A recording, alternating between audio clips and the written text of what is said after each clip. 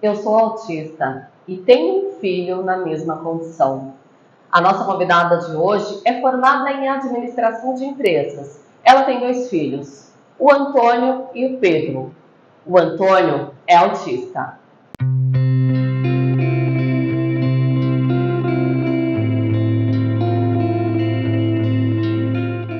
Priscila Oliveira, que bom que você aceitou nosso convite. Muito obrigada pelo seu tempo.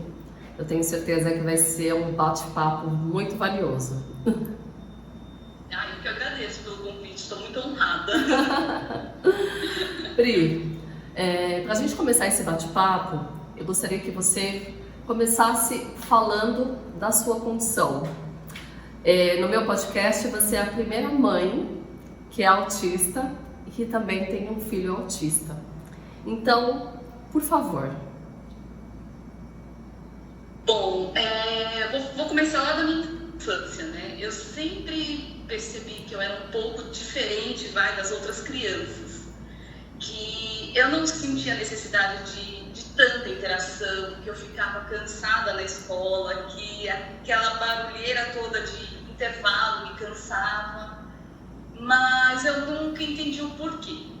A minha mãe foi chamada até pela coordenação da escola na época, né?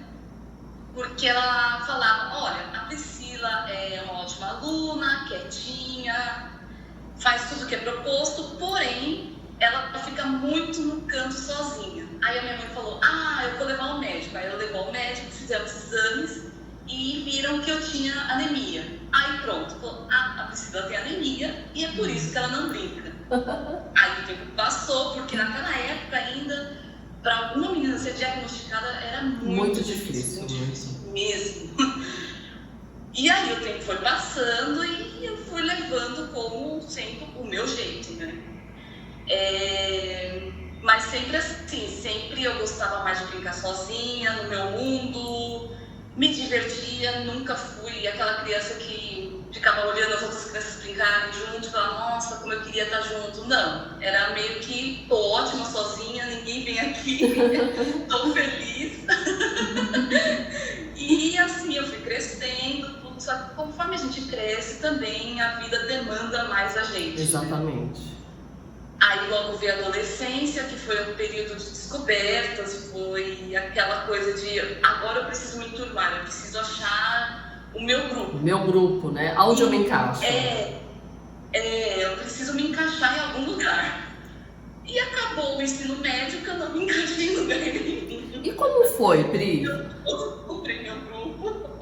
Mas assim, a gente até voltando um pouquinho, por exemplo, lá no fundamental, porque quando a gente é criança, ok, né? Cada um brinca de um jeito, uns gostam de ficar mais sozinhos, enfim, porque até assim, né? Tem crianças que preferem, e elas não são autistas, né? O jeito delas, enfim, aquela configuração muitas vezes fica muito com adultos. Mas e quando a Priscila começou a crescer, quando ela estava ali no quinto ano, que começam a formar os grupinhos, no sexto ano, como que foi para você? Dentro de você, você via que tinha alguma coisa estranha, mas você não sabia lidar, muitas vezes, com aquelas situações. Exatamente, eu sabia que tinha algo diferente dentro de mim, mas eu não sabia o que era, mesmo porque eu já tenho 40 anos hoje, então na época, 30 anos atrás... Se falava. Se falava, era só naqueles casos mais precisavam de mais suporte que era falado. Agora no meu caso, não, porque eu já andei no tempo certo, eu andei no tempo certo não, esperado, né? Sim. Pela pediatria. Eu falei no tempo esperado, foi tudo conforme... Não estereotipou, não tinha estereotipias, não tinha seletividade alimentar. Tinha? Opa, aí peguei. Aí um ponto. Mas aí o que era? A Priscila é fresca. Ai, que chata, ela não gosta de... É mais ou menos isso, né? A Priscila é fresca para comer, a Priscila é anêmica, a Priscila é tímida também, que foi muito um rótulo que eu carreguei pela vida inteira. A Priscila é tímida, por isso que ela é quietinha, por isso que ela não reclama, por isso que ela fica lá quietinha na dela. Mas aí a gente vai crescendo e vê que não é bem assim. Sim. E aí lá para a quinta série, aquela época de transformações. Quantas coisas, hormônios, meu Deus, quantas coisas. Foi bem confuso para mim, porque a gente não tinha informação, mas por outro lado também eu achei que era normal para todo mundo passar por esse tipo de confusão, mas hoje eu vejo que foi maior comigo. Entendi. É complicado para todo mundo, mas para algumas pessoas é ainda mais difícil. Porque a adolescência é complicada, né, Pri?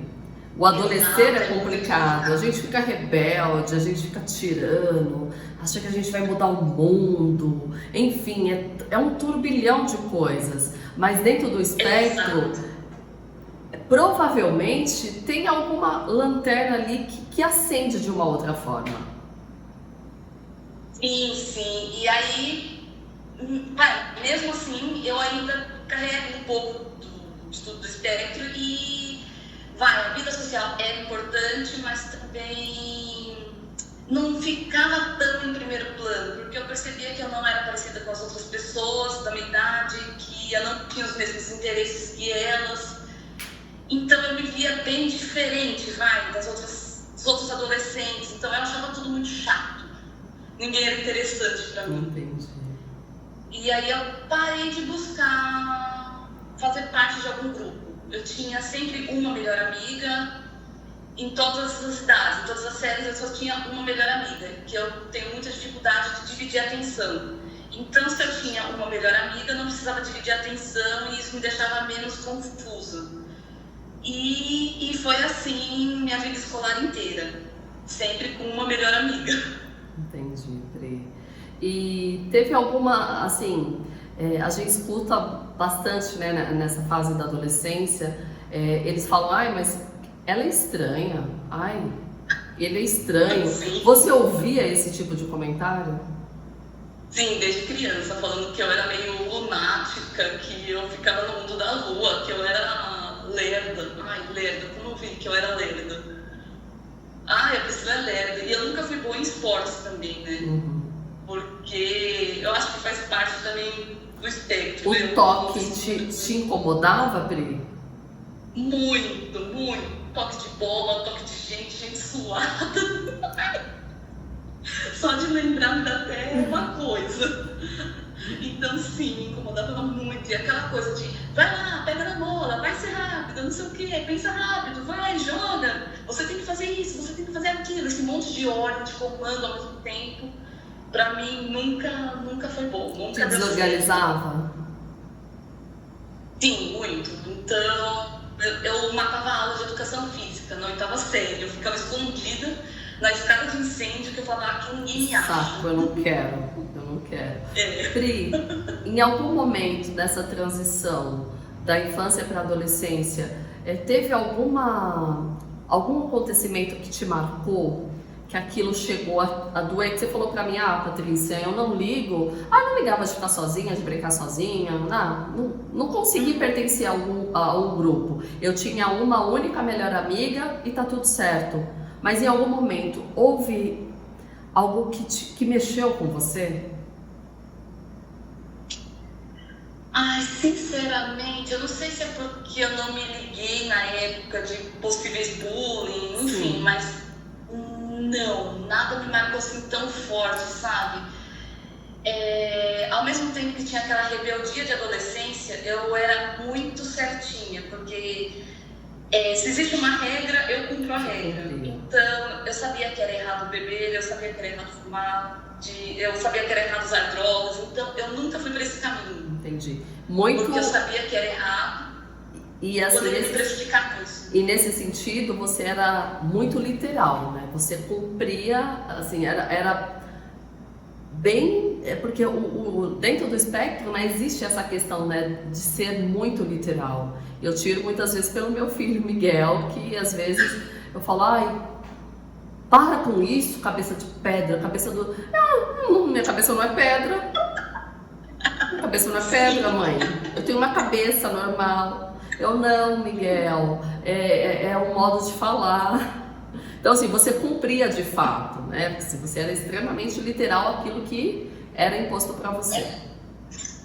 Exatamente, eu sabia que aquilo me fazia mal, então eu não buscava outras saídas,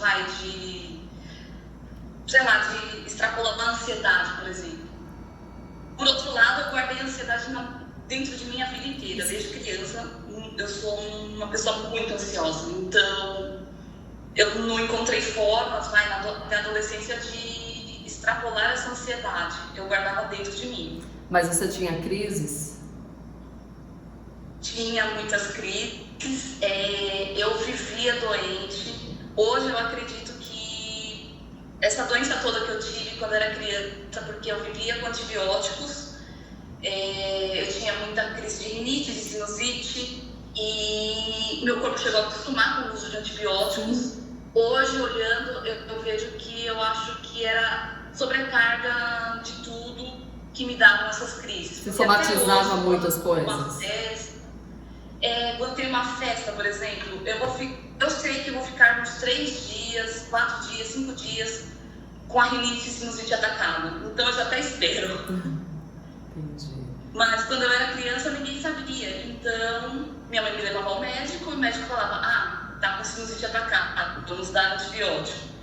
E aí meu corpo acostumou até com o uso de antibióticos, porque eu vivia doente. E quando você saiu da adolescência, você ingressou na faculdade? Sim, aí eu saí da adolescência, eu fui do ensino médio. Porque na faculdade, teoricamente, eu já fui direto pra faculdade. Aí que a gente tem que se inserir ali naqueles grupos, né? As baladinhas, ao bar, depois do horário, ou antes do horário, ou durante. Como que foi pra você? Porque quando adulto, então, aí que assim, você fica muito mais assim, dane-se, eu não preciso disso, eu não tenho que passar por isso. Aí que a gente muda mesmo, né, a postura.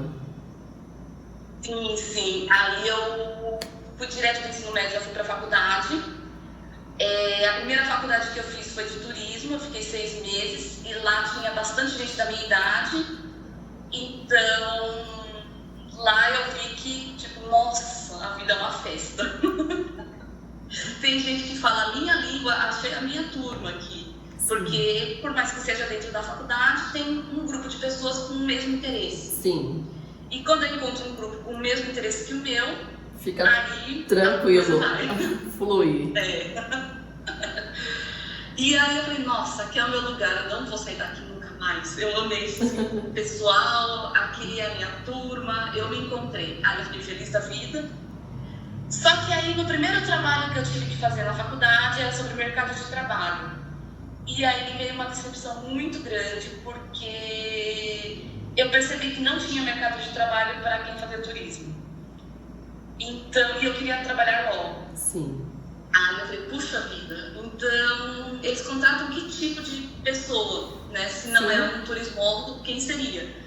Aí eu vi que seriam os administradores de empresa. Então eu logo tranquei meu curso, falei, vou fazer administração de empresas, porque lá eu vou conseguir um emprego na área que eu gosto.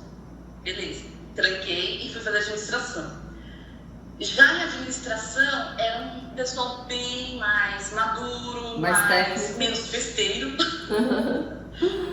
Muitos na segunda graduação, porque tinha muitos engenheiros na minha turma que conseguiram cargos bons na empresa, então precisavam fazer um curso de administração para melhorar essa parte de gestão de pessoas, gestão de empresa. E aí foi um choque de realidade, né? Porque cadê aquela turma baladeira?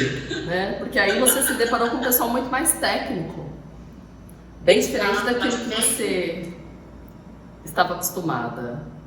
Exato, e um pessoal mais sério, mais comprometido. Não que, pelo amor de Deus, não que o pessoal de turismo não seja, mas é pela idade. Sim.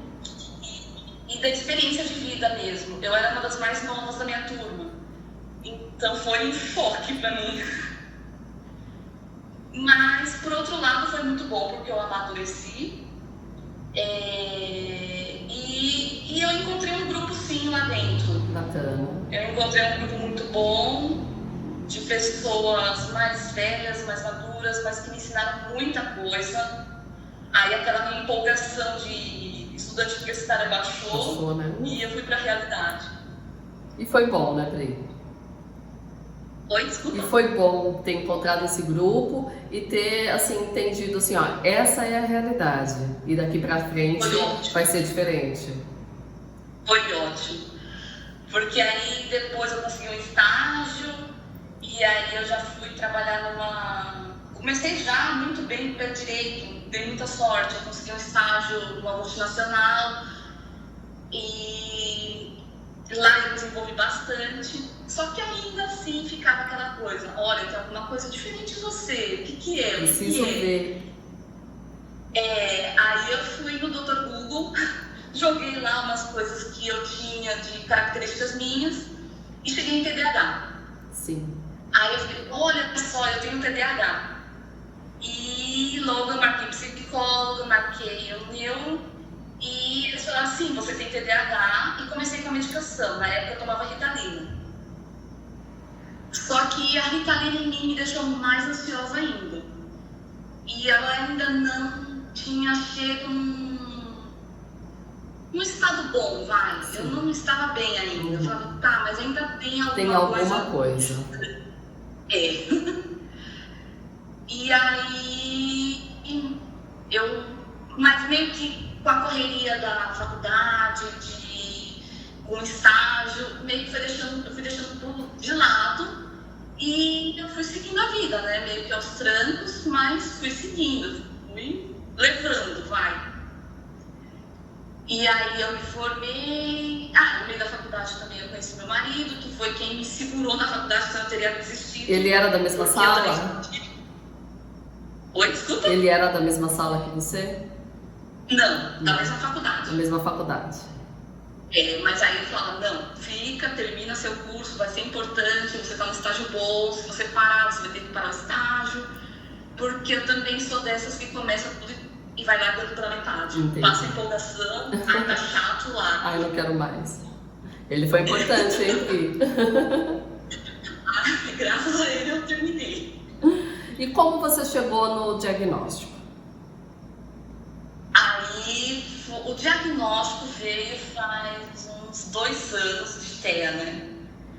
Faz uns 2 anos que eu cheguei no diagnóstico. Foi por conta da pandemia que eu acho que deu uma mexida na cabeça de todo mundo. Verdade.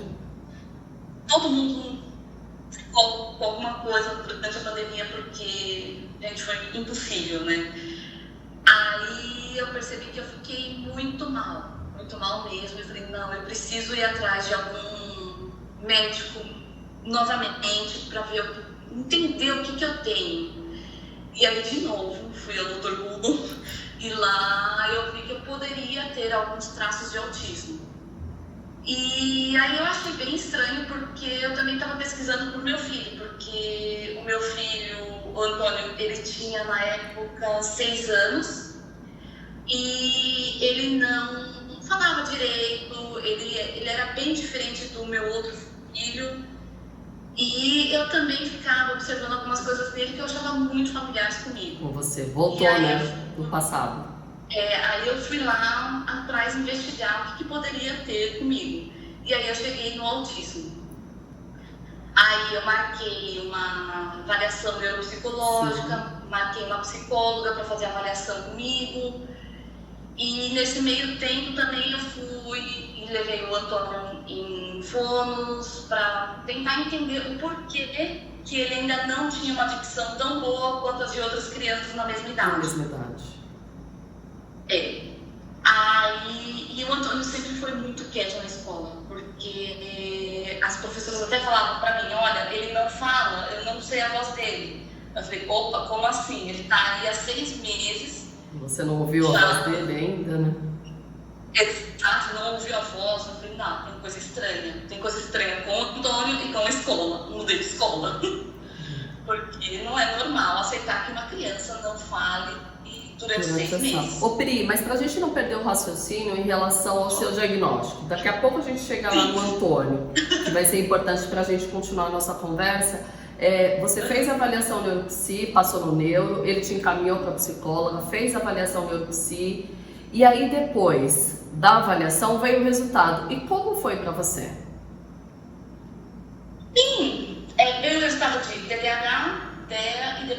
depressão e ansiedade generalizada. Para mim, foi super tranquilo, porque eu nunca tive muito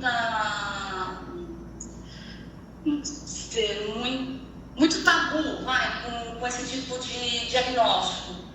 Eu sempre encarei numa boa, pessoas que pensam diferente. Sim. Eu sempre encarei de boa a diversidade, sabe? Sim. Então, para mim, era meio que esperado que eu tivesse alguma coisa, algum diagnóstico, só não sabia o que, o quanto, mas para mim foi muito bom. Libertador? Porque aí foi libertador, porque eu tinha o diagnóstico na minha mão, que serviu como se fosse um manual de vida. Exatamente. Então, eu já sabia naquele momento até que ponto eu poderia ir, até que ponto eu poderia me forçar, até que ponto eu sou capaz de lidar numa boa com certas situações. Você se conheceu melhor. Eu falar, não, sim, eu não vou. Exatamente. Você aprendeu a se conhecer melhor. E aí você foi observando o Antônio e viu que tinha alguma coisa ali que te remetia a Priscila criança. Sim, e aí você foi ligando os fatos. Falou, bom, ele não fala, ele é introspectivo, muito tímido. E aí você resolveu levá-lo ao médico. Exatamente. Aí, porque eu me vi muito nele, né? E aí eu levei ao médico e sim, aí eles falaram, não, vamos fazer uma avaliação neuropsicológica nele, vamos fazer acompanhamento com fono, com psicólogo, para tentar entender como é que funciona a cabeça dele. E aí também chegamos no diagnóstico dele. Ele tinha quantos anos quando vocês descobriram? Olha, é que para criança é um pouco mais demorado. Então demorou um pouquinho mais, foi no ano passado, com 7 anos, fechou o diagnóstico. Entendi. Dele. Mas era o que eu sempre falava para os médicos, psicólogos, fono, professor, para todo mundo, que para mim o ter o diagnóstico em mãos dele não era tão importante. O mais importante era seguir com a orientação, com a ajuda para ele mesmo. Qual que era o direcionamento que você ia dar para ele, né? Exato, porque a infância passa tão rápido. E eu falei, não, eu não vou me desgastar inteiro o diagnóstico, eu quero ajudá-lo a se desenvolver. Entendeu? Entendi, Pri. E como que é a experiência de criar um filho com autismo, enquanto você mesma encontra-se na mesma situação? Gostaria que você falasse um pouco a respeito. Tá, olha, pra mim, eu acho que até mais tranquilo, porque eu consigo entender melhor o que passa na cabeça dele. Por exemplo, ele tem algumas coisas ele tem alguma seletividade alimentar, por exemplo. E eu não fico frustrada com isso, eu não acho que é culpa minha, eu não acho que ele deveria comer. Não, ao contrário disso, eu tento experimentar outras formas de ajudar ele nessa seletividade. Por exemplo, não come cenoura ralada, então vamos fatiar para ver o dá?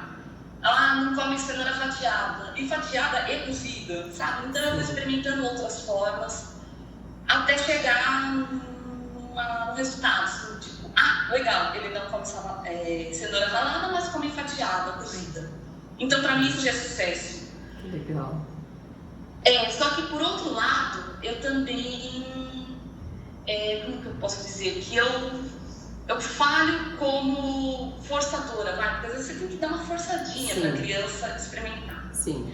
E eu falo, não, ele não gosta, deixa ele, porque eu não gosto de ser forçada. Porque você já passou pela mesma situação e você sabe o quão doloroso é. É diferente da gente, por exemplo, eu tenho meu filho que é autista e muitas vezes, porque somos falhos, somos humanos, demasiadamente humanos. Então eu me pego às vezes em uma situação de querer forçar algumas coisas, quando na verdade eu não deveria, eu tenho que respeitar.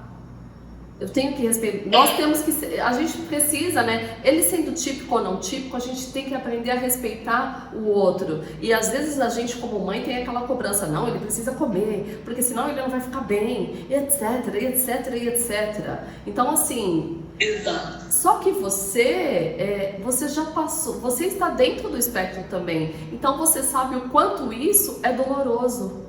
Você entende a cabeça do seu filho. Então o seu olhar de mãe é diferente, Priscila.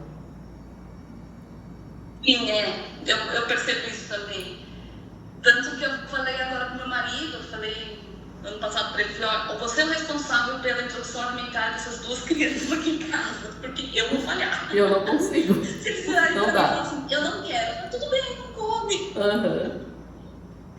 Então a gente tem esse equilíbrio, a gente busca esse equilíbrio, porque do mesmo jeito que forçar toda hora não é legal, mas também abrir mão muito da experimentação também não é legal. Sim. Então a gente busca equilíbrio desse jeito. Exatamente, a gente precisa fazer com que eles experimentem. E o Antônio, ele faz tratamento quantas vezes por semana?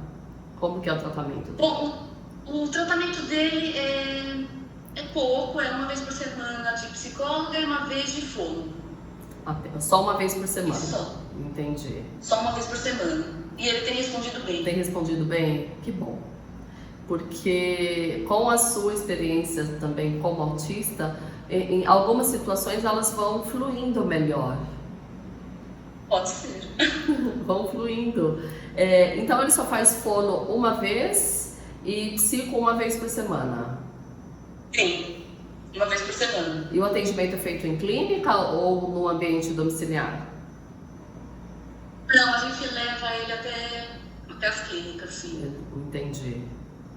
E como que é o Antônio agora, depois do diagnóstico, agora fazendo o tratamento, como que é a resposta dele na escola, por exemplo?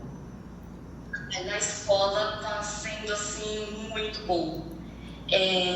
Cada dia melhor. Estou muito feliz, muito orgulhosa do avanço dele, porque ele tem se relacionado melhor com os amigos, ele tem participado melhor das aulas, ele está melhorando cada dia mais e isso a gente de orgulho, né? Porque a gente quer vê-los crescendo, se desenvolvendo bem. A única coisa é que ele costuma brincar sozinho ainda, né? Mas assim, eu acho que isso vai ser uma característica dele. Eu não sei se com o tempo ele vai perder isso, mas às vezes eu vou buscar na escola, ele tá se matando de rir. Eu falo, o que foi, Antônio? Ele, eu tava brincando de uma coisa muito engraçada. Eu falei, com quem? Não, sozinho. Eu falo, meu Deus. Ele fala, não, as outras crianças não iam querer brincar comigo disso. Aí eu ia ter que ficar esperando a minha vez, ia ser muito chato. Então eu brinco sozinho porque eu faço do jeito que eu quero. Ele tem algum hiperfoco? Tá feliz, né? Ele tem algum hiperfoco? Ele tem hiperfoco com Lego e com leitura. Ele ama ler. Então, ele lê um livro assim muito rapidamente, sabe? Ele se concentra e vai e lê bastante. Que mais? Ele tem hiperfoco em Lego também, que ele adora montar Lego. Dinossauro, mas tá passando. Tá passando, eles têm as fases. E Minecraft. Adoro. O meu também gosta muito, Pri. O meu é fascinado. Agora me fala uma coisa. Como você lida com as questões emocionais do Antônio? Porque eu presumo que para você algumas questões devem ser complicadas. E aí, de repente, você se depara com situações emocionais do seu filho. Como que é para você lidar? Bom, como eu tenho bastante experiência própria, né, sobre essas questões emocionais, eu tento passar para ele o máximo que eu sei das minhas experiências para ele. Então agora ele já está lidando bem melhor com isso tudo. Por exemplo, a gente vai numa festa que tem muito barulho, ele me chama e fala assim, mamãe, aqui tá muito barulho, vamos para um lugar mais tranquilo, eu quero ver umas árvores, quero ver passarinho, vamos para um lugar mais tranquilo? Então hoje ele já está aprendendo bem a lidar com isso, ele sabe quando também a bateria dele está quase explodindo e fala, não, vamos para um lugar mais tranquilo que eu preciso respirar. Aí a gente vai. Eu dou graças a Deus porque eu também dou uma volta fora, porque Respira provavelmente a minha também. bateria também já tá super baixa. E vamos nós dois passear um pouco, relaxar, falar de outras coisas. Então, eu sei quando ele vai ter alguns gastos emocionais. Sim. Aí eu falo, não, vamos lá, Antônio, vamos, você tá ficando tenso, você tá ficando nervoso, vamos nos acalmar um pouquinho, vamos respirar fundo, que vai passar. Então eu consigo identificar melhor. Você já passou por alguma situação que te marcou? Que doeu Ai, com teu filho? situações com ele ou comigo? Com ele. Com ele. Já. Teve uma vez que a gente estava num hotel fazenda e teve uma festa junina e cheio de bichinhos, né? Falei, ok. E aí, do nada, resolveram soltar fogos bem atrás da gente. O Antônio, ele gritava, ele chorava de um jeito que eu nunca tinha visto. Desesperou. E assim, eu também me incomodei bastante porque eu odeio fogos também, porque é como se fosse uma dor intensa dentro da minha cabeça. E ele também, então naquele momento eu tive que acalmar o Antônio e eu me acalmar também. E ele gritava muito, muito mesmo. Ele começou a gritar, se bater desesperadamente por causa dos fogos. E eu fiquei muito brava porque não se solta fogos tão perto dos hóspedes. Sim. E com animais também lá perto, né? É ruim para todo mundo, tinha muita criança, muito idoso. E aí eu fiquei muito brava. Essa situação assim me deixou muito mal, porque não se faz isso, né? Não. Mas agora assim, na questão emocional, na questão de eu ver que ele está sozinho, foi discriminado, não, isso, graças a Deus, a gente nunca passou, porque a escola dele também é bem inclusiva. Isso é tão importante. Então não, a gente nunca passou por isso. Pri, pra gente terminar esse bate-papo, que assim tá sendo muito, muito, muito incrível, porque você é a minha primeira entrevistada que é autista e tem um filho autista também. Eu gostaria, por favor, que você deixasse uma mensagem para as mães que estão nos ouvindo, que muitas vezes são como você, tá dentro do espectro e até hoje não descobriram essa condição e estão também passando pela maternidade atípica. A maternidade já é uma caixinha cheia de surpresas, né? Quando a gente vira mãe, não tem manual e a gente se vê perdida, fala, nossa, e agora? E uma maternidade atípica, então, é com mais emoção, né? Vamos falar assim, porque é muito desafiador, mas o que eu diria é que é para ouvir o coração. As respostas estão dentro da gente, sabe? Aquele feeling de mãe nunca erra. Então, é saber que se tem uma desconfiança de algo com o filho, ou com você mesma, ou até com o pai, né? Sim. Porque em muitos casos é hereditário. É verdade. Então, é buscar ajuda sempre, não esperar, busque ajuda assim que possível. E acreditar em si, acreditar no filho, porque sim, a vida é maravilhosa, muita coisa boa acontece quando a gente é otimista, quando a gente consegue enxergar com o lado bom das coisas. A vida nunca vai ser perfeita para ninguém. Nunca. Então, se o desafio está lá, a gente tem que ser mais forte do que eles. Eu sei, é muito difícil, é difícil pra caramba. Tem hora que você fala, dá vontade de desistir de tudo, mas é muito importante isso, a gente conseguir vencer os desafios, porque depois a gente olha para trás e fala, nossa, valeu a pena. Naquele momento eu quase desisti, mas eu não desisti, continuei e valeu a pena, sabe? É olhar para trás e ver que valeu a pena cada ida no psicólogo, cada ida na fono, cada terapia, tudo vale muito a pena. Priscila, muito, mas muito obrigada pelo seu tempo, muito obrigada por nos dar a oportunidade de poder contar a sua história aqui no canal. porque foi incrível para mim ouvir o seu relato, desde quando você era uma garotinha e foi vendo que e sentindo que tinha alguma coisa diferente e foi seguindo, até que há 2 anos você encontrou uma resposta. Hoje você tem os seus 2 filhos, um deles, o Antônio, na mesma condição que você, e você é capaz de entendê-lo perfeitamente. Não que a gente não entenda, mas a sua sensibilidade é diferente. Então, assim, gratidão pela sua participação, pela sua história. Muito obrigada. Eu que agradeço. Agradeço muito pela chance, pela oportunidade de falar com uma pessoa que sente na pele também. Sim. O espectro, né? Às vezes é complicado para outros de fora entender, mas a gente aqui... A gente se entende, a gente se entende. Eu costumo dizer que nós mães, a gente se abraça, a gente chora junto, a gente ri junto, porque todas nós passamos pelos mesmos desafios, pelos mesmos, umas mais, outras menos, e não existe aquele, e seu filho é melhor do que o meu, ele fala, ele come assim, ele come... Não tem essa. Todas nós estamos navegando no mesmo barco. Então, muito obrigada mesmo pelo seu tempo. Na próxima semana a gente volta com mais um episódio de Mães Atípicas Somos Muitas.